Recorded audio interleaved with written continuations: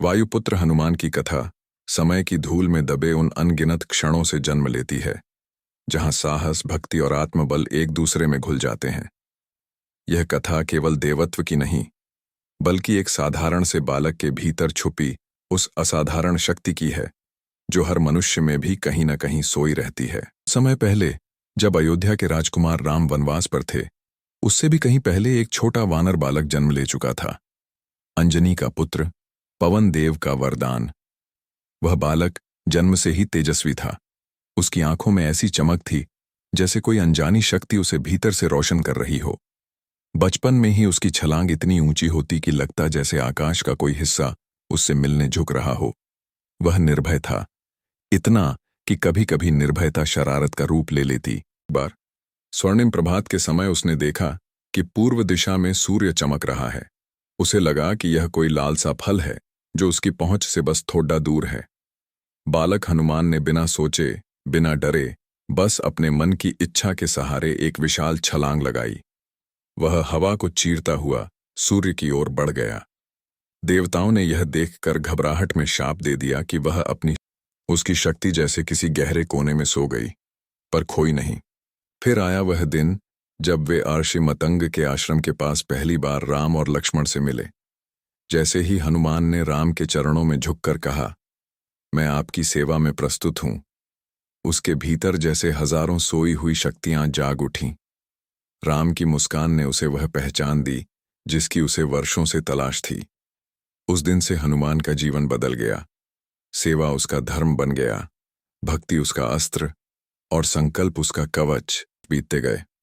हनुमान अब एक पराक्रमी युवा वानर बन चुका था, पर उसके भीतर की दिव्य शक्ति अभी भी सोई हुई थी। उसके भीतर बस भक्ति की लौ जलती रहती, किसी ऐसे के लिए जिसने अब कथा आगे बढ़ती है सीता खोज की ओर।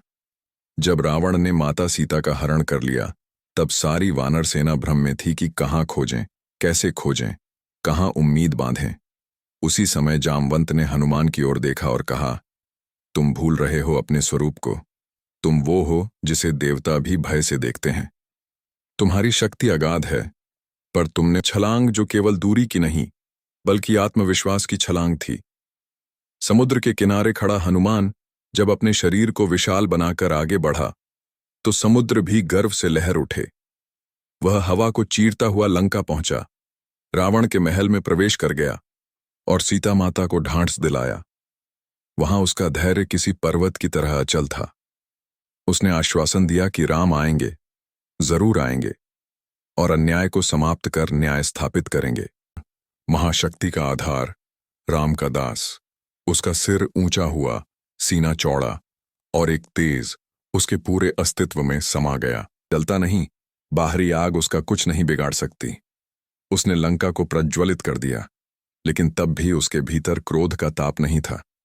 वह कर्तव्य से बंधा था, न कि द्वेष से। उसकी हर छलांग, हर प्रहार, हर निर्णय केवल राम की सेवा में था। उसकी शक्ति अब उद्दंडता नहीं, बल्कि विनम्रता से जुड़ी जिम्मेदारी थी। उसके साहस पर पूरी सेना खड़ी रही।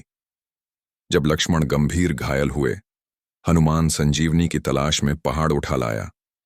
यहां एक बात महत्वपूर्ण है, वह इसीलिए नहीं गया कि कोई और नहीं जा सकता था। वह हिमालय पहुंचा, परंतु जड़ी बूटियों को पहचान न सका।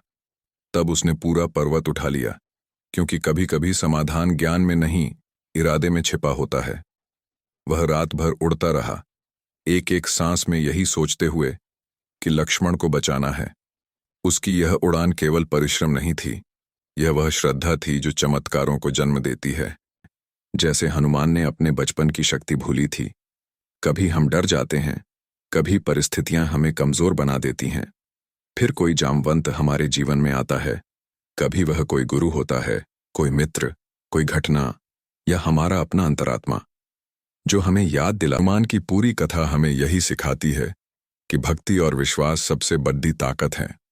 जब तक मनुष्य का उद्देश्य शुद्ध है, उसके संकल्प में शक्ति है और उसकी निष्ठा अटूट है, तब तक वह असंभव सा लगने वाला कार्य भी कर सकता है।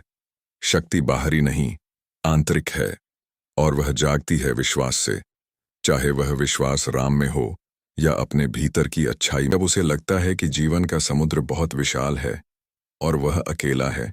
तब हनुमान का इतिहास हमें बताता है, एक छलांग बस साहस की दूरी पर होती है। मंजिल वहां होती है जहां हम प्रयास करना नहीं छोड़ते। हनुमान की कथा केवल पुराण की कथा नहीं, वह हर उस व्यक्ति के जीवन की कथा है जिसने कभी हार मानने के बजाय हिम्मत को चुना है। वह हमें प्रेरित करती है कि भले ही परिस्थितियां आग की तरह हों, पर यदि दिल में विश्वास है तो वही आग हमारे मार्ग को रोशन कर सकती है। और शायद इसीलिए हनुमान आज भी अजर अमर हैं, क्योंकि वह केवल शक्ति का प्रतीक नहीं बल्कि जागृत आत्मबल का स्वरूप है। जय श्री राम, जय श्री हनुमान, जय श्री राम।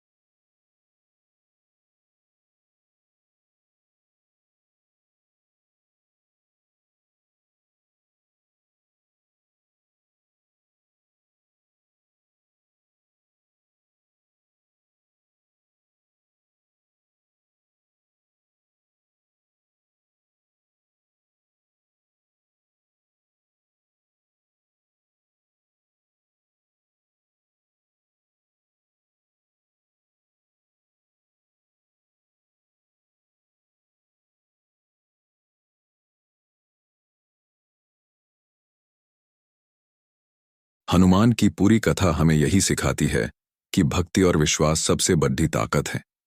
जब तक मनुष्य का उद्देश्य शुद्ध है, उसके संकल्प में शक्ति है और उसकी निष्ठा अटूट है, तब तक वह असंभव सा लगने वाला कार्य भी कर सकता है। शक्ति बाहरी नहीं, आंतरिक है, और वह जागती है विश्वास से, चाहे वह विश्वास राम में हो या अपने भीतर की अच्छाई में।